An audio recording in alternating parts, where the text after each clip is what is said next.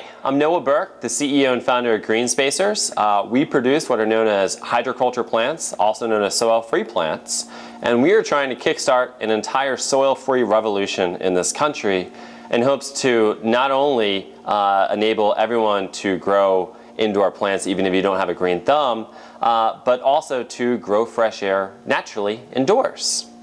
And as a company, we have recently launched a Kickstarter campaign with the intent of selling and bringing awareness to hydroculture plants throughout the United States. Hydroculture plants are different than soil plants. First and foremost, they are soil-free, meaning there are no soil-borne bugs, mold, pests, diseases, and insects. Each plant comes with its own easy-to-read water level indicator gauge, so you never have to worry about overwater and underwater your plant.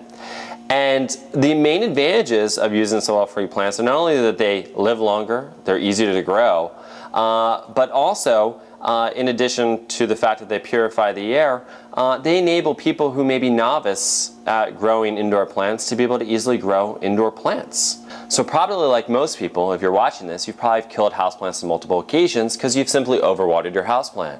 With a hydroculture plant, there's a water level indicator gauge right here. Once the gauge reaches the middle line, you simply stop watering it. Once it reaches a minimum, you know to go ahead and add more water. But depending upon the plant, for a plant that lives in a shady location, you let it dry out for 7 to 10 days. And for a plant that thrives in a bright light or sunny location, you let it dry out for 3 to 5 days before adding more water. And each plant is grown in what's called lightweight expanded clay aggregate. And how they make this material is they literally mix sawdust and clay together, and it pops like popcorn. And it creates a very porous structure that becomes a perfect growing medium for hydroculture plants. And the Europeans have been using this method for more than 40 years. And as an American citizen living in the United States, I would hope that we can all catch up to what the Europeans have been doing now for many, many years and bring indoor greenery to everyone.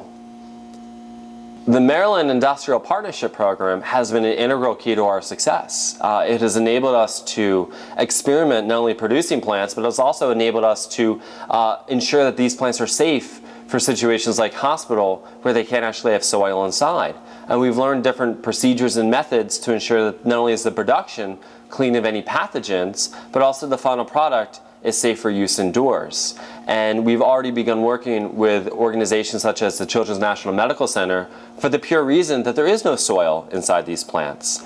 The room I'm in now is one of our hydroponic chamber rooms. It's a high humidity chamber, hence my sweating just a little bit, and it has all artificial light. But part of the advantage of working with MIPS is we've been able to try out different growing methods to produce these plants. And we learned the best way to produce these plants are where the plants typically grow, the tropics. And our main objective right now is to set up a production center in Florida where we can easily acclimate plants due to the tropical conditions down south.